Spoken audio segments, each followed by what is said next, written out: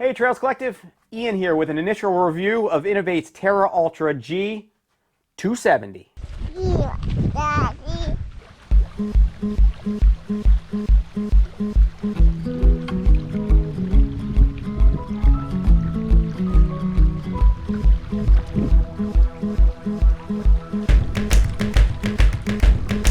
We watch the sunrise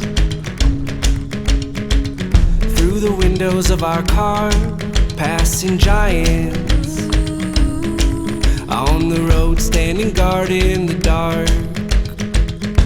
And I saw you, so then in secret I felt like the jumper off the bridge, and the water down below will be keeping this, and I will let you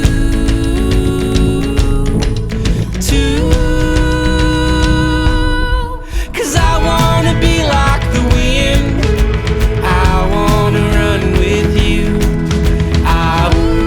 we can be wolves, howling at the gray white moon. I wanna be by your side when we light up the sky for the world to see. Run, run, run, run, run with me.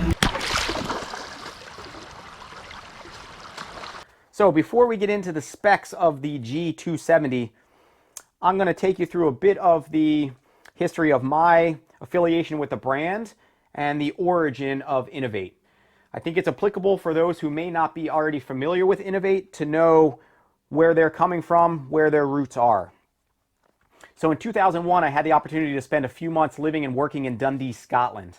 Fell in with a crew called the Hawk Hill Harriers while I was there for weekly workouts, and also had the opportunity to get some running in the highlands and islands of northern Scotland. Pretty amazing, cool country. For those who may not be familiar with the term or with fell running, I'm going to cue you in right here with this clip from Inov-8's YouTube channel. Go on. Come on, lads. Come on, Pete. Go on, boys. Go on. Nice. Go on, Border. This is class. Go on, Johnny.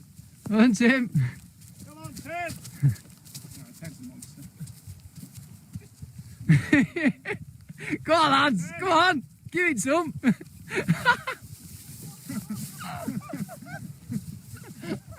And that's really how it was. It's a landscape that was deforested centuries ago for the most part. They have trails that date back centuries, grassy, rocky, hummocky, wet terrain. And pretty amazingly, the amount of terrain up there to run, whether it be trails that date back centuries to just an open landscape, you know, counter to the U.S. or American fixation with private property and land. These trails were just open to communities and individuals for just open access. And so it was amazing to get up there and run and just kind of run free, so to speak. But that terrain really speaks to the origin of Inov-8. 2003, 2004, Inov-8 was born. And so it was inspired and born out of the Lake Country in northwestern UK. So really just similar terrain.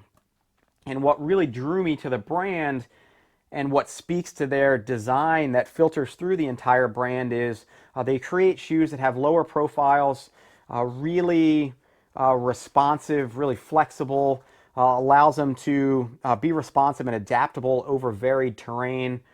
And many of them, particularly some of the early models with fairly aggressive lug designs. They were just really cool shoes. When I moved back to Ithaca here to open the Finger Lakes Running Company in 2006, I think Inov-8 was my first, dedicated trail brand in the mix. And so as a company, I think they've ebbed and flowed in terms of focus and internal organization or disorganization, but they've continued to put out pretty cool products.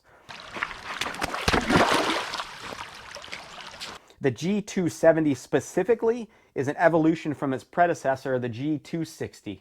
And so as I'm about to take you through some of the specs of the shoe, I'll also put it in perspective or compare it to the G260 for any of you any of you who already may be both familiar with that shoe, but also just speaking to how Inov-8 was intentional with the updates in this model. So, some of the opening specs. Launched in July of 2020. Outsole rubber is a blend of graphene, and we'll talk about that here in just a minute. Lug depth, 4 millimeters.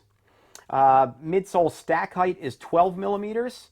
And when you combine a 6 millimeter insole, it might be tough to see, but a fabric lasting on the inside, the total effective stack height of the shoe comes in at 24 millimeters. And that's 24 millimeters in the heel and forefoot, and that creates it as a zero drop shoe or platform. Inov-8 has several lasts, which I think is pretty cool as a company. It makes it pretty specific to terrain.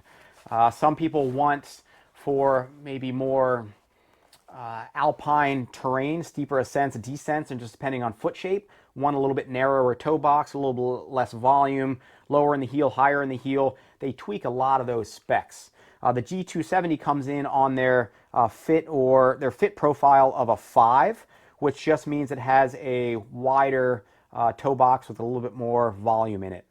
Their midfoot gauge across their models is pretty similar, if not the same between models. It's a little bit narrower than what I'm used to, but that's what it is, a little bit narrower. The weight of the shoe comes in about, I think it's between 275 and 280 grams, and comes out to a little bit under 10 ounces. I think it's like 9.75 ounces, I believe. Weighing on the shop scale here in my size 11s came in at 10.3 ounces. So let's take you through a bit of the materials, and let's start from the ground up.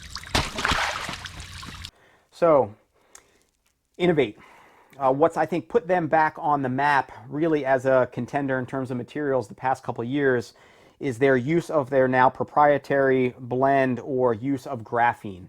Graphene and their partnership is coming out of the University of Manchester in the UK, and graphene is just basically it's a honeycomb layer of carbons, 200 times stronger than steel, tougher than diamonds.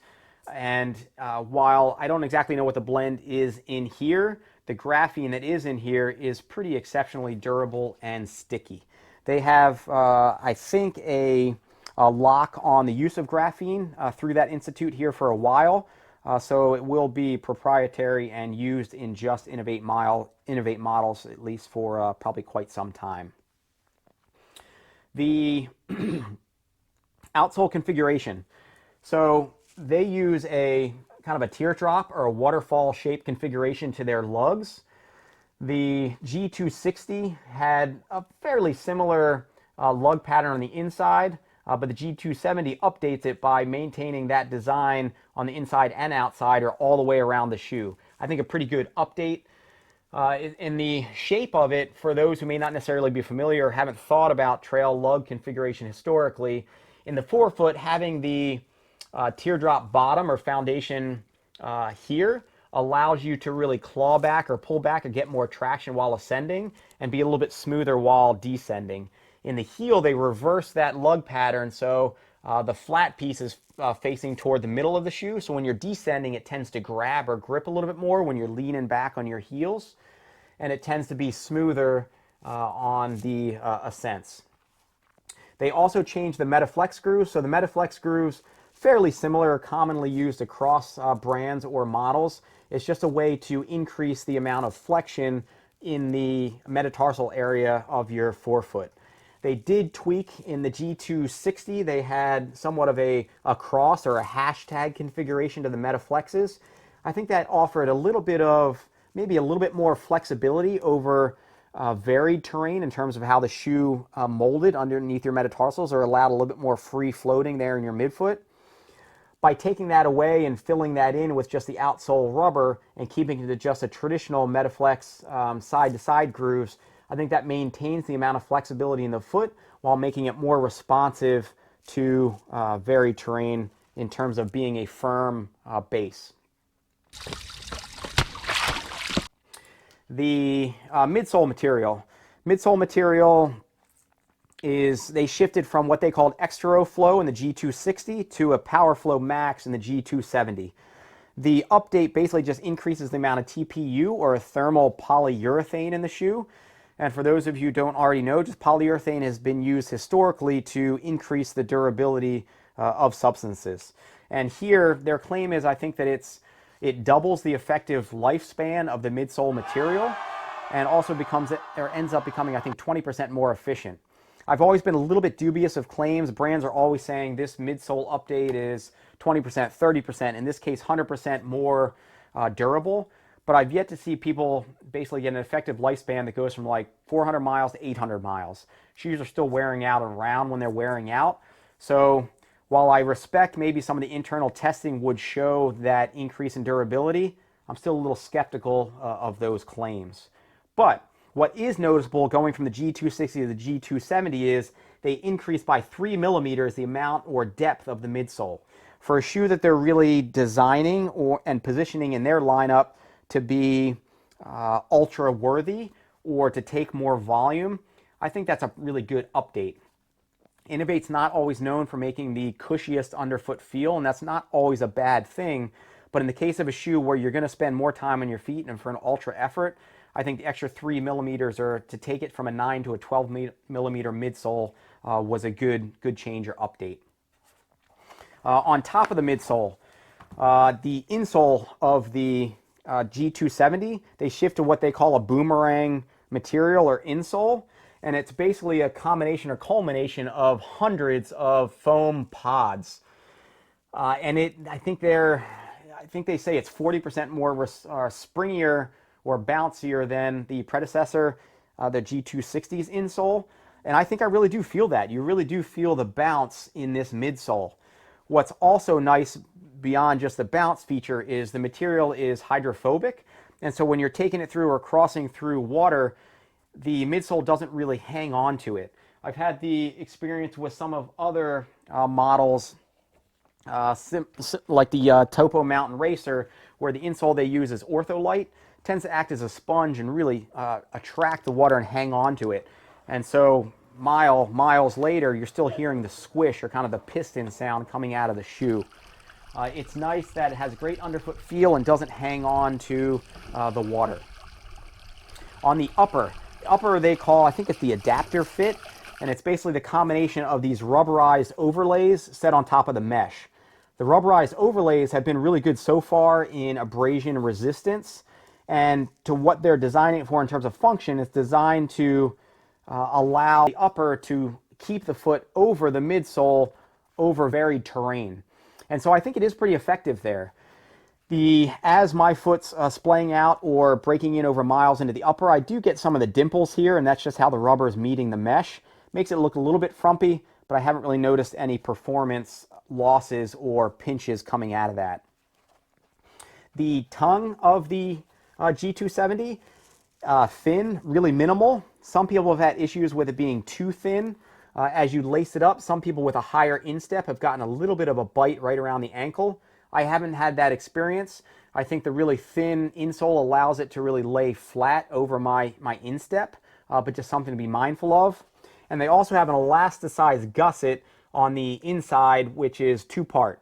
One, it keeps debris or materials out of the shoe, and it also allows it to keep the tongue in place without having too much material to bunch.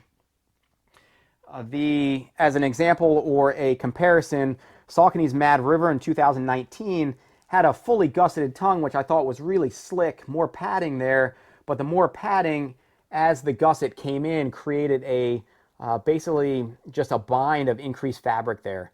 Wasn't an issue for me, but some people did have an issue with just too much fabric, and they went away from it in the Mad River 2. So this design I think is pretty slick, but again, just to be aware. The laces, they also shifted in the 260 from a tubular rounded lace to a flat lace. In my impression, or in my experience so far, that allows it to lay flat over the tongue. Does a really good job of laces still staying tied, and they don't take on water or debris. So I think that's pretty nice. Fairly traditional heel collar, not much in the way of a solid heel cup. That's a really flexible. I think it makes it really comfortable on the heel, but for some people, maybe a little bit more motion in the heel than they may be used to. Oh, didn't see you there. Inov-8 TerraUltra G 270. Designed for clutching on a John Deere 5200 since 2020. The Inov-8 TerraUltra G 270. Best John Deere clutching grip on the planet.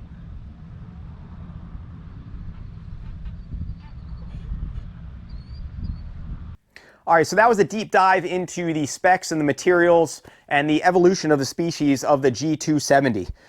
Potentially more important than any of that would be how it fits, how it feels, how it's holding up, and to stack it against some of the competitors within its own line, as well as just in the relatively crowded and competitive trail running shoe space. So who's this shoe going to appeal to, or maybe who's it for? That would be somebody that's looking for and okay with a responsive, if not firm ride, who wants pretty exceptional traction and durability out of the outsole, who's okay with a zero drop or balanced platform, and who wants a decent amount of room in the toe box. So let's break that down a little bit.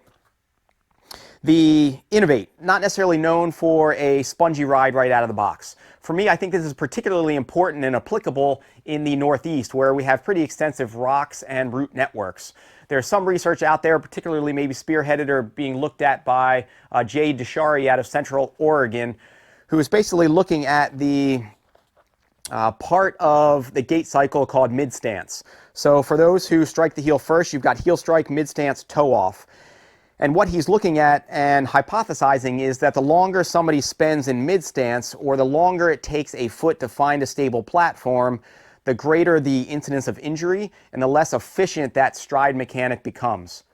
So you take that to the next level and you put yourself on trail, fairly unpredictable terrain, even if you've got good line of sight. But you basically need in short order to be able to read how your foot's planted. So when I come through and I maybe plant my foot in an extensive network of roots or rocks, I need to know how that's positioned in order for my body to respond and to keep going in a fairly stable platform. So for me, having a firm, responsive base is pretty critical. Contrast that with probably one of the most popular shoes on the market, and I'm seeing in some of the races here in the Northeast as well, and one of the better sellers, with Hoka Speed Goat. Hoka Speed Goat has a really high stack height, really comfortable right out of the box, really cozy, can eat rocks and roots for breakfast in terms of the amount of protection underfoot. But when you lose the pretty any sense of ground feel underneath in terms of connection with the sole of your foot, and you also just have a greater time in mid-stance as your foot is basically adapting to whatever terrain. You're now sitting on a fairly high stack height, which in my opinion makes it a little bit more risky if you are to pitch to be able to catch it. And they do a pretty good job with Hoka's design. They sit the heel down in, flares or flanges out, and I think it's a pretty nice design for what it is. But for me and for a good number of people out there, I think we want to know how our foot's going to get planted. So that is one thing that you're going to be getting at Inov-8, and particularly the G270. Traction. Particularly in the Northeast, I've run a lot of shoes where, and even in my neck of the woods here in Ithaca, where the traction is just not stellar in trail shoes. They may have a decent lug design, but the reality is the outsole rubber just isn't that sticky. You look at maybe a prime competitor to this G270, which would be the Ultra Lone Peak 4.5. Also zero drop platform, pretty low stack height, probably pretty similar between the two. Great amount of room in the toe box. Decent lug configuration, but the outsole rubber just isn't that sticky, at least in my neck of the woods. Another, I think, downfall of the Lone Peak over the years is it really doesn't have that durable of an upper. It tends to, toward the end of its lifespan, really blow out on somebody, and so not necessarily the durability that some of the other models have. So contrasting that to the G270, somebody who wants a balanced platform, decent room in the toe box, but needs a durable and really sticky outsole. This would be for sure one for you to compare. Some of the other brands, the Mad River 2019, loved this shoe. Outsole rubber really just wasn't that sticky. In testing this shoe in last year, it was pretty fortuitous that I threw myself into a creek bed just to see what it would do, and took a pretty good digger in the shoe. So it's just not that sticky. Brooks Catamount, kind of a cool shoe, pretty fast, pretty speedy, but seemingly clearly designed for non-technical trail. Stickier outsole rubber for them, but not really at all durable, and just doesn't even compare in terms of traction or stickiness. So somebody looking for a good amount of traction, and so for somebody who is running in the Northeast, as I mentioned, rocks, roots, and particularly on some mountain terrains, like if you ever have the intention of running down a mountain over technical terrain with your baby on your back, say what?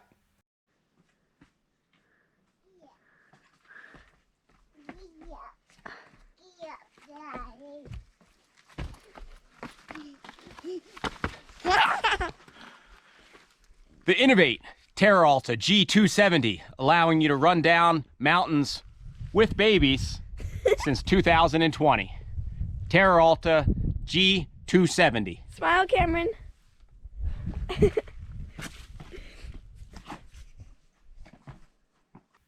So that should be a pretty stellar calling card. Any shoe that's got the, I think, responsiveness in terms of knowing where your foot's planted and the stickiness to really plant to rock to give you the confidence to run down a fairly technical mountain with your baby on your back, y'all need to market that. Let's see, so some of the other properties. The upper, as I mentioned, it's decent. The rubberized overlays are doing okay. There are a couple notches where I've hit some rock, but holding up. If somebody has a tendency to blow out the upper and really looking for a sticky or tacky outsole rubber, a really good point of comparison might be the VJ Max. VJ Max has a similarly sticky outsole, probably pretty comparable. Has a bomb-proof upper. You're going to get more life out of this upper than you probably will out of the G270. Trade-off would be the butyl rubber that they use, while it's really sticky, is relatively soft. So in this one, where in 100 miles and crossing over some road sections, with that considered, I had punctured straight through a lug through to the midsole. Just 75 miles or so in with some hard pack. There's some abrasion to that outer lug where I typically wear in the G270, but not much. So significantly more durable outsole rubber in the 270. So if you're somebody who blows right out of the outsole rubber, G270. Blow out of the upper, maybe the VJ Max. And then a blend of something probably in between as a competitor in the space. Topo's Mountain Racer, I've really enjoyed. Also not the spongiest shoe out there, so it gives it a decent amount of responsivity, I guess, to the midsole. A little bit higher stack height, so not quite as much ground feel. Using the Vibram Mega Grip outsole, which I think is a decent match. You're probably splitting hairs in terms of the traction. Maybe not quite as sticky as the butyl rubber in VJ or the graphene in Inov-8, but also pretty sticky and really quite durable. So that would be another option in the space there. And that one has a 4mm offset rather than 0. So that would be, yeah, and then there's also the various combinations within Inov-8 itself. This one, as I may have mentioned, took me a bit to get into because I was a little bit leery of the zero drop platform. Typically my lower legs haven't loved that historically, but I've really had no issues with it whatsoever in this 75 miles, even back-to-back days. So that's been great. But some of their other graphene models within the lineup don't have the same room in the toe box. I think this is the only fit scale 5 in their lineup. They've got 3 others which are a little bit narrower in the heel, or in the toe rather, that they give the fit ranking of 3. And then another one which has a much narrower, much shallower, and a lot more aggressive lug design, which is a 1 on their fit lineup. And some of them have higher heel-to-toe ratios. I think 2 of them have 6mm, 1 of them has 8mm heel-to-toe offsets. 6 and 8 I think are fine. That wouldn't really be a problem. But the loss of volume in the forefoot is something that wouldn't have fit my foot quite as well. But if you're somebody that has a narrower forefoot and you want a little bit tighter fit, just know that there are other good comparisons with graphene outsoles in the Inov-8 lineup. So that's a rundown on fit, feel, some of the other comparisons. It's performed really well so far. Again, I've liked the responsivity, I've liked the durability. The wear's been good so far. It looks like it's going to hold up with quite a lot of miles. Upper's holding up just fine. So I've been really happy with the shoe. Any of you out there, if you have some miles in it as well, or if you put some, I guess, a lifespan into the G260, I am still really curious about somebody to weigh in on the full lifespan durability between the G260 and G270. So if you're one of those individuals out there, for sure follow up with me, drop a note in the thread or the comment section, or shoot me a message.